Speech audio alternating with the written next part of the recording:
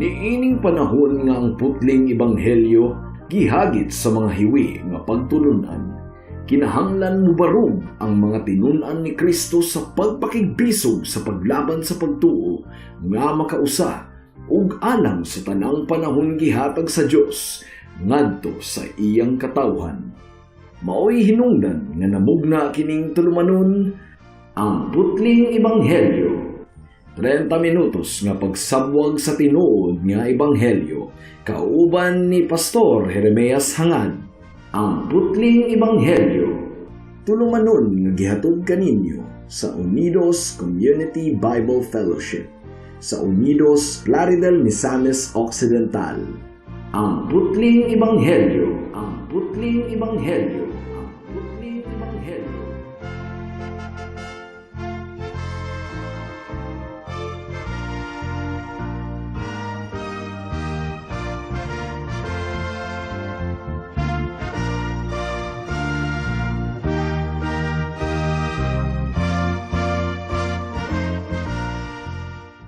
Alang sa pagpamalandong sa pulong sa Ginoo niining taknaa, please turn with me to Mark chapter 10 verses 28 to 31.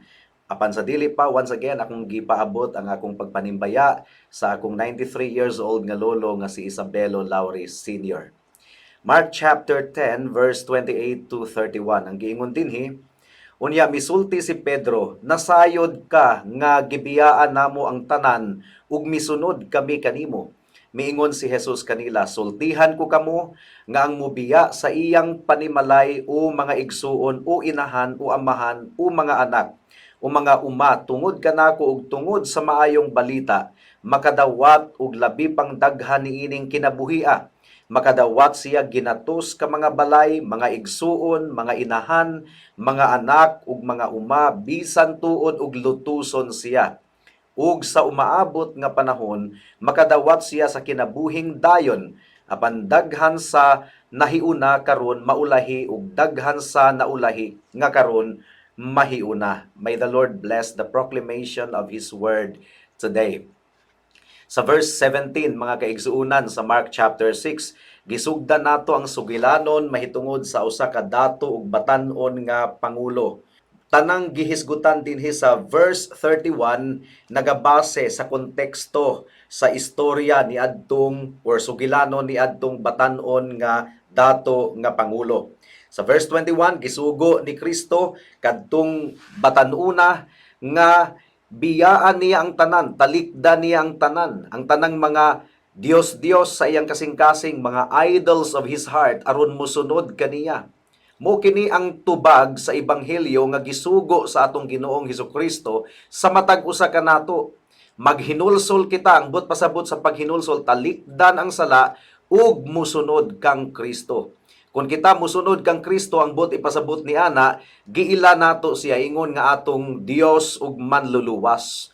Isip manluluwas, atong gituuhan ang kamatayon ni Hesukristo ug ang iyang pagkamatarong, ang iyang dugo, ingon nga igo na aron sa pagtabon sa tanan natong mga kasalanan. Pero isip Dios, kay dili raman manluluwas si Kristo, but He is also the Lord. Isip Dios, kita nagpasakop kaniya sa iyang pagbulutan, ingon nga Dios ug hari. Now katong batan-on nga lalaki nga pangulo nga dato kayo, dili siya buot nga talikdan ang iyang kahakog, ang iyang sala, ug mitalikod hinuon siya kang Jesus nga nagmasubanon. And once again, si Kristo lamang ug ang iyang mga tinun-an ang nahabilin ni adtong dapita ug gikuha ni Kristo ang kahigayunan aron sa pagtudlo sa iyang mga tinun-an mahitungod sa kinaiyahan sa gingharian sa Dios. Ang giingon sa Mark chapter 10 verse 23, milingi si Jesus sa iyang mga tinun-an ug miingon kanila, lisod gayod alang sa mga dato ang pagsulod sa gingharian sa Dios. Nasyak ang mga tinun-an ni Kristo, mga kaigsuunan. Matud pa sa verse 26, nahibulong pag-ayo niini ang mga tinun-an ug nangutana sila kang Jesus, kun mao kana kinsa raman di ay ang maluwas. Gumikan kay ilang gi hunahuna ug duro ang mga kalidad ni adtong batan-on nga lalaki nga pangulo nga dato kayo ug nakakonclude sila nga kung dili maluwas kadtong tawhana, then walay bisag kinsa nga maluwas. Ang tubag ni Kristo sa verse 27, mitan-aw si Jesus kanila ug mitubag, dili kini mahimo sa tawo, apan mahimo sa Dios, kay ang tanan mahimo gayod sa Dios. And once again, mibungat si Pedro, miistorya si Pedro, gumikan kay wala pa maundang ang iyang hunahuna sa nadunggan niya sa verse 21. Ang giingon ni Jesus sa verse 21, gihunahunaan kadto og duro ni Pedro, usara ka butang ang kinahanglan nimong buhaton. Lakaw ug ibaligya ang tanan mong katigayunan ug ihatag ang halin ngadto sa mga kabus ug maangkon mo ang bahandi sa langit. Unya balik nganhi ug sunod kanako. Gisugo ni Kristo kadtong maong dato nga batan-on nga pangulo nga talikdan ang tanan aron mosunod kang Kristo. So, gihunahuna dayon ni Pedro ang iyang kinabuhi ug ang kinabuhi sa kauban niya nga mga apostoles, gumikan kay ilang gibiyaan ang tanan aron sa pagsunod kang Kristo. Ang giingon ni Pedro sa verse 28, nasayod ka nga gibiyaan namo ang tanan ug misunod kami kanimo. Girecord ni Matthew ang mas detalyado nga statement ni Peter, mga kaigsuunan. Ginoo, among gibiyaan ang tanan ug misunod kami kanimo unsa may among mapaabot.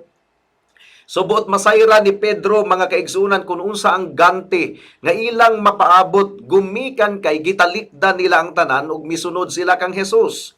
Again, ang hunahuna ni Pedro na connect sa giingon ni Kristo sa dato nga batan-on nga pangulo sa verse 21 nga lakaw ug ibaligya ang tanan mong katigayunan ug ihatag ang halin ngadto sa mga kabus ug maangkon mo ang bahandi sa langit. So unsa man gayud ang ganti sa tanan nga mga sumusunod sa atong Ginoong Hesukristo? Ang tubag ni Kristo nabahin sa duha, mga kaigsuunan.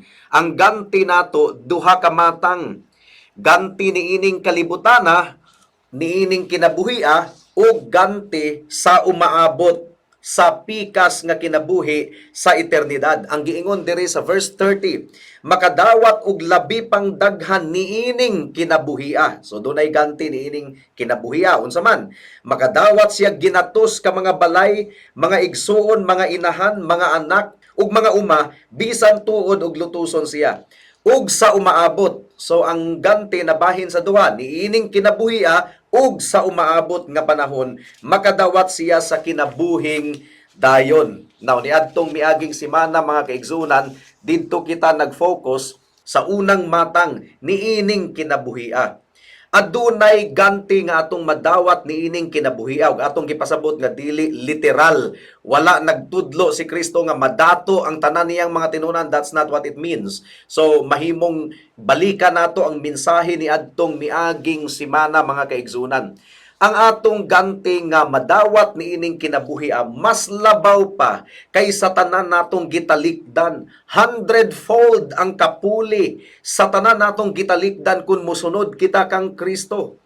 Ug ang pinakaganti nato, mga kaigsunan, si Kristo mismo. Ug tinuod gayud kini, gibuhat ni Kristo ang tawo aron ato siyang isipon nga bahandi. Genesis chapter 15 verse 1 ang giingon dinhi.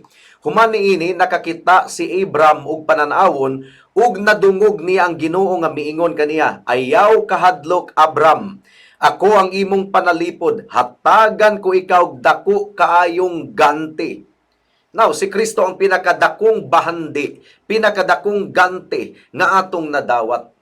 Ug ang pinakadakong ganti, mga kaigsuunan, mao ang atong pagkahiusa diha kang Kristo. Ug nakigambit kita sa tanang mga butang diha kaniya. Nakigambit kita sa iyang mga pag-antos. Ang giingon sa verse 30, uban sa mga paglutos. Busa ang testimonyo ni Pablo sa Philippians 3:10 to 11, paminawa ninyo, mga kaigsuunan, ang tinguha ko lamang mao nga mailako si Kristo ug masinati ang gahom sa iyang pagkabanhaw, makaambit sa iyang mga pag-antos ug mahisama kaniya diha sa iyang kamatayon uban sa paglaom nga banhawon usab unta ako. Well, originally, nahuman na unta ang atong mensahe sa unang matang sa ganti, mga kaigsunan. After all, si Kristo mao ang Alpha ug ang Omega. Ug si Kristo mao ang suma total sa tanang mga butang ug siya ang atong pinakadako nga ganti. Pero doon na pa'y uban nga mga butang nga na-enjoy sa mga Christians niining kalibutana, niining kinabuhia, isip resulta sa atong pagkahiusa kang Kristo. So, sumpaya nato ang atong mensahe mahitungod sa ganti nga atong madawat niining kinabuhia kung atong gitalikdan ang tanan aron sa pagsunod kang Kristo. Ug mga kahigalaan ang description sa atong mensahe karon ang makasabot niini ang mga tinuod lamang gayod nga Kristohanon. Kadtong naghinulsol sa ilang sala, kadtong mitalikod sa kalibutan ug misunod kang Kristo, sila ra ang makarelate niini nga message. Busa ikaw higala kung wala ka pa kang Kristo. Hinaot nga tandugon ka sa Ginoo niining taknaa aron makita nimo ang kalainan sa tinuod nga nagasunod kang Kristo ug sa nagasunod sa kalibutan. So aduna pay uban nga mga ganti nga atong ma-enjoy niining kalibutana isip Kristohanon. Unang ganti mga kaigsuunan, ang balaang espiritu. Ang balaang espiritu gihatag sa Dios kanato isip garantiya sa atong mapanunod nga kabdangan sa umaabot. 2 Corinthians chapter 1 verse 21 and 22 ang giingon dinhi. Ang Dios gayod ang naghatag kanatog kasiguruhan diha kang Kristo. Ang Dios mao gayod ang nagpili kanato ug gipatikan kita niya sa timaan nga kita iya na ug gihatagan kita niya sa Espiritu Santo. So ang Espiritu gihatag sa Dios kanato isip gasa dinhi sa atong kasing-kasing ingon nga pagsalig. Ang mga Christians ra ang makarelate niini. Ang balaang espiritu nagapanglihok sa atong kasing-kasing ug hunahuna ug nagahatag kanato og kalinaw ug kalipay taliwala sa mga kalisod niining kalibutana. 2 Corinthians chapter 5 verse 4 ang giingon dinhi. Samtang nagpuyo pa kita niining yutanong puloy-anan, nagagulo kita kay nabugatan sa alantuson, tinuod na, dili tungod kay buot kitang mahubuan sa atong yutanong lawas, kundili buot kitang masuluban sa langitnong lawas, aron ang may kamatayon lamyon sa kinabuhi. Ang balaang espiritu mao ang nakigistorya sa atong kasing-kasing kanunay, nagapahinumdom kanato mahitungod sa paglaom nato sa umaabot. The Holy Spirit testifies of our adoption. Ang balaang espiritu mao ang nagsaksi sa atong espiritu nga kita gisagop na sa panimalay sa Dios o giisip na niyang mga anak. Galacia kapitulo 4 bersikulo 6 ang giingon dinhi, aron sa pagpailang nga kamo iyang mga anak. Paminawan ninyo, gipadala sa Dios ang espiritu sa iyang anak. Nganhi sa atong kasing-kasing ang espiritu nga nagtuaw, amahan ko. So ikaw ug ako igsuon diha kang Kristo. Nakasabot kita nga ang balaang espiritu gihatag sa Ginoo sa atong kasing-kasing. Mao na hinungdan nganong nakasiguro kita nga kita gisagop sa panimalay sa Dios. Ang balaang espiritu gihatag sa Dios isip gasa aron sa pagpalig-on sa iglesia. Ang balaang espiritu mao ang nagapanglihok sa atong kinabuhi aron kita lakaw isip nga balaan or magkinabuhi nga balaan atubangan sa Dios. Aron kita magkinabuhi nga balaan sa iyang atubangan, mga kaigsuunan, sumala sa bunga sa balaang espiritu sa Galacia kapitulo 5 bersikulo 22 hangtod sa 23. Ang giingon dinhi, apan ang espiritu naghatag sa gugma, kalipay, kalinaw, pailob, kaluoy, kaayo, pagka matinudanon, pagka mapaubsanon, ug pagka mapinugnanon sa kaugalingon. Kining mga butanga, wala mahisupak sa bisan unsang balaod.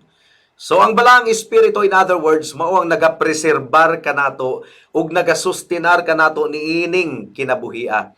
Siya ang nagabantay kanato. Walay makabulag kanato gikan kang Kristo, gumikan kay nagpanglihok ang balaang espiritu. Ikaduhang gasa nga atong ma-enjoy niining kinabuhia mao ang pulong sa Dios. Gihatag sa Ginoo kanato ang iyang pulong isip gasa nga mao'y atong pahimangno niining kalibutana. Psalm chapter 119 verse 162 ang giingon dinhi, pagkabulahan ko tungod sa imong mga saad, sama kabulahan ni adtong nakakaplag og dakong bahandi. Nagmaya ako sa imong pulong sama sa pagmaya sa tawo nga nakakaplag og dakong bahandi. Nakuha nato mga kaigsunan. The Bible is the chief means of grace. Aron kita mutubo diha sa pagkabalaan. Aron kita mutubo sa atong pagkaila sa atong Ginoong Hesukristo. Psalm chapter 119 verse 9 hangtod sa 11 ang giingon dinhi. Unsay buhaton sa usa ka batan-on aron magmaputli ang iyang kinabuhi. Pinaagi sa pagtuman sa imong mga sugo. Sa tibuok kong kasing-kasing nag-alagad ako kanimo. Ayaw itugot nga makalapas ako sa imong mga sugo. Giampingan ko ang imong balaod sulod sa akong kasing-kasing aron dili ako makasala kanimo. Bukad to ang ikaduhang gasa, ikatulo. Ang ikatulong ganti nga atong masinatian niining kinabuhi mao ang gasa sa pagampo mga kaigsunan. Gihatagan kita sa Ginoo ug pribilehiyo nga makaduol sa iyang trono sa grasya aron makakaplag kita og paghupay og kalinaw samtang nasinatian nato ang mga alantuson niining kinabuhia. Mo'y hinungdan nga ang mga Christians mainampuon gayod. Dili memorize ang ilang pagampo, dili kaning gibasa nga gibalik-balik. Ang ilang kasing-kasing nagapanglihok ang balang espiritu mao nga makahibalo silang muampo, gumikan kay nagbarog sila sa saad sa Ginoo. Again, ang tinuod lamang nga mga Christians ang makarelate niini mga kaigsuunan. Pilipos kapitulo 4 bersikulo 6 hangtod sa 7. Ang giingon dinhi, ayaw kamo kabalaka sa bisan unsa kundili pangayua sa Dios ang inyong gikinahanglan uban ang pagpasalamat sa tanan ninyong pagampo ug ang kalinaw sa Dios nga dili matugkad sa tawo manalipod sa inyong kasing-kasing ug hunahuna diha sa inyong pagkahiusa kang Kristo Jesus. Ikaupat nga ganti nga ang mga Christians lamang ang makarelate. Aduna kitay paglaom sa kinabuhing dayon. Ang giingon sa Roma kapitulo 5 bersikulo 1 hangtod sa 2. Kay gihimo naman kitang matarong sa Dios pinaagi sa pagtuo. So giunsa ta paghimong matarong atubangan sa Dios? Pinaagi sa pagtuo. Pagtuo kang Kristo lamang.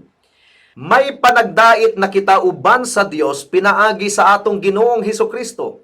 Pinaagi kaniya makahimo na kita sa pagpahimulos sa grasya sa Dios diin nagkinabuhi kita karon ug nagmalipayon diha sa paglaom nga makaambit gayud kita sa himaya sa Dios. So adunay paglaom ang tinuod nga mga magtutoo ni Kristo nga makaambit sa himaya sa Dios.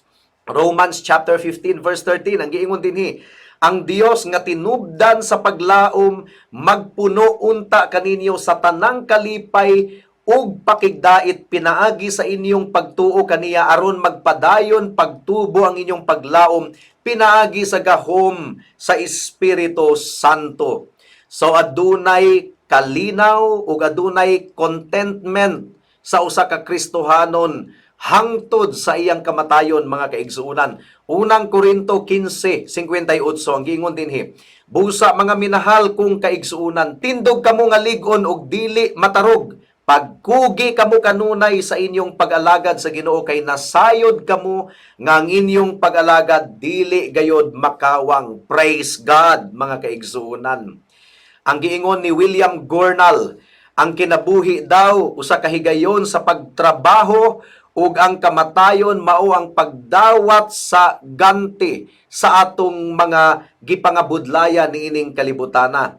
Mao nga kung ang kamatayon magsingabot ang atong konsensya bisan pa og binuangan ni Satanas o gipabalik-balik niya kanato ang atong mga kapakiyasan sa unang mga panahon mga kaigsuunan, aduna gihapon kitay kalipay o kalinaw gumikan kay mudaog gayod ang grasya sa Ginoo ang iyang gibuhat didto sa cross sa Kalbaryo alang kanato.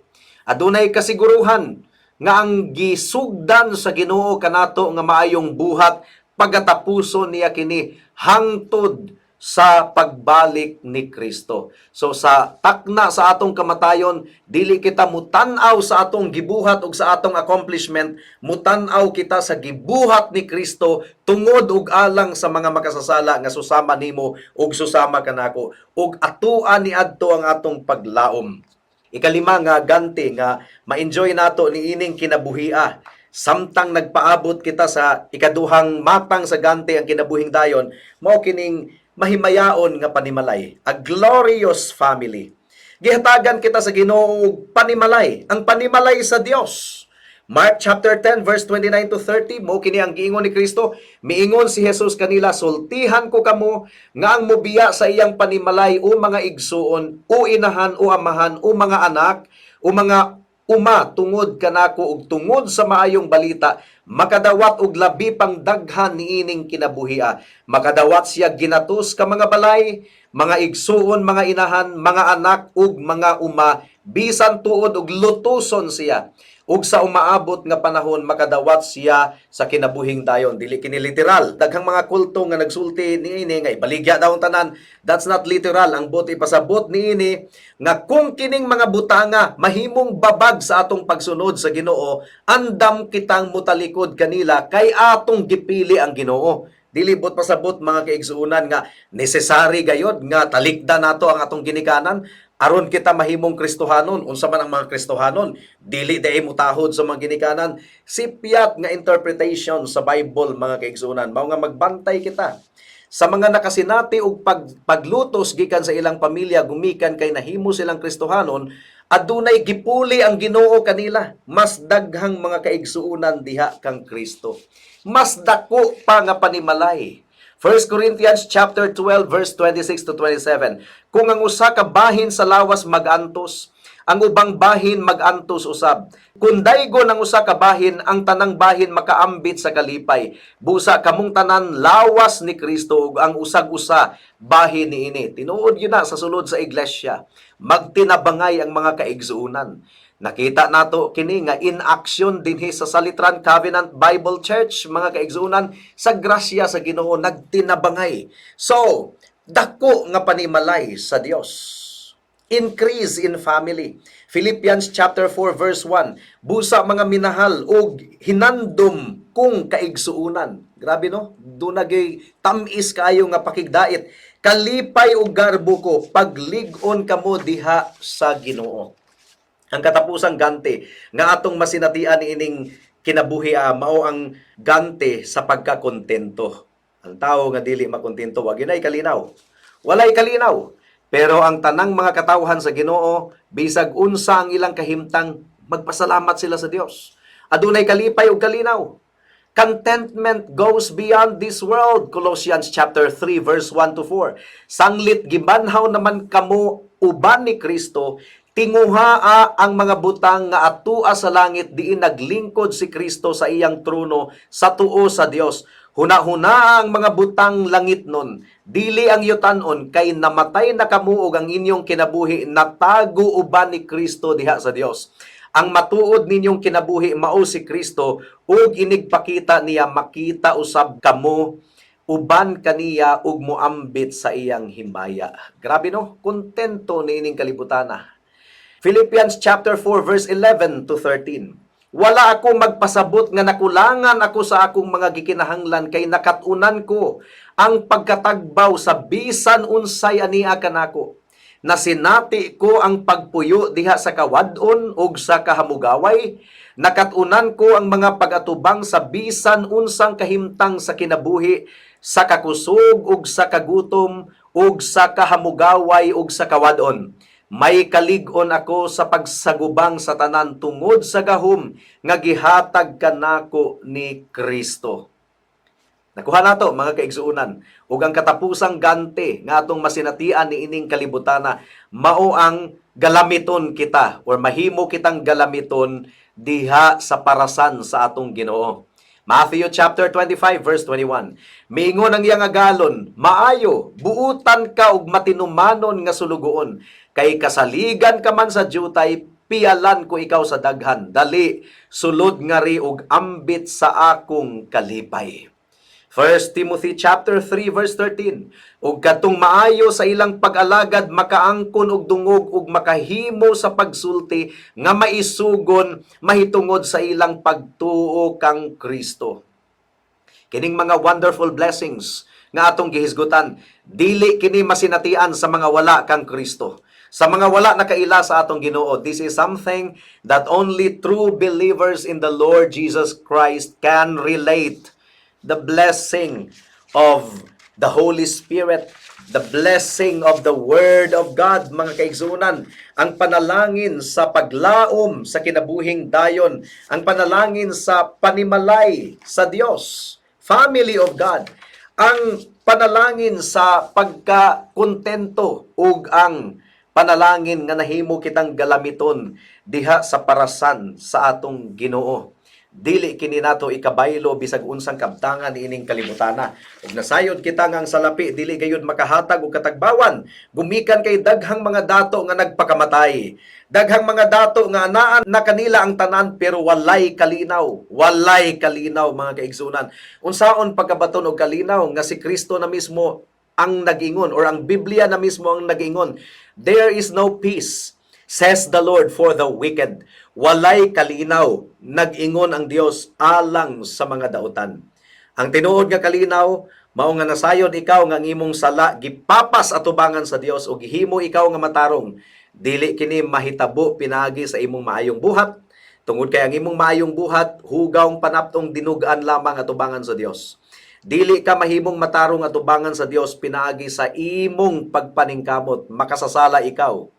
Mahimo ikaw matarong atubangan sa Dios kung ang imong sala mapapas ug masuluban ikaw sa pagkamatarong ni Kristo. Kung mapapas kini sa dugo ni Kristo, the good news is kung ikaw maghinulsol sa imong sala ug mutuo ug musalig lamang kang Kristo, ingon nga imong bugtong Dios ug manluluwas, mahitabo kini kanimo. Hugasan ka sa Dios sa tanan nimong mga sala ug suluban ka sa pagkamatarong ni Kristo aron sa pag-atubang nimo sa pagbalik sa Dios, pagadawaton ikaw niya. Dili gumikan kay gihimo nimong matarong ang imong kaugalingon, kundi gipakamatarong ka sa Dios pinaagi kang Kristo. Dangop kang Kristo karon higala ug ikaw maluwas. Magampo ta. Salamat o Dios sa imong pag-uban kanamo sa among pagpamalandong niining takna ug among gipangayo nga nasabtan gayud sa mga tigpaminaw karon ang tinuod nga bahandi mao si Kristo lamang. Ug ang tinuod nga kalipay ug katagbawan anaa lamang kanimo o Dios. In Jesus name we pray. Amen.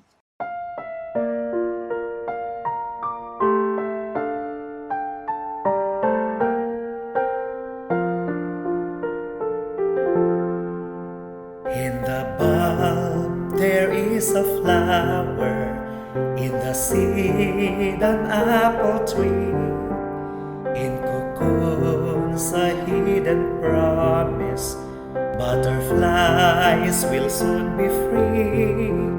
In the cold and snow of winter, there's a spring that waits to be unrevealed until its season, something God alone can see.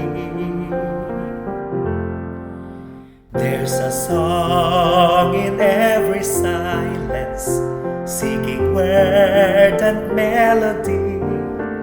There's a dawn in every darkness, bringing hope to you and me.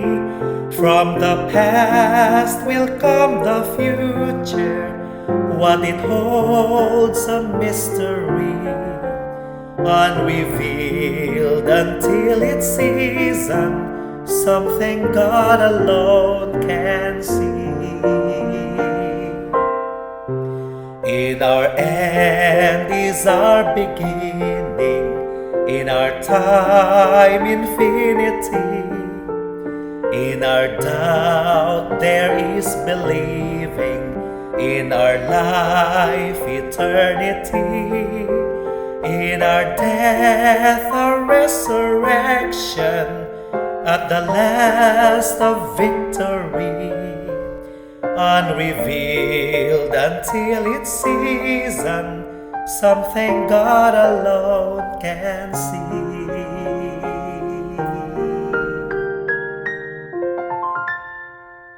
Alang sa dugang nga mga pangutana, mahimong mo text kang Pastor Jeremias hangad sa 0935 744 3030.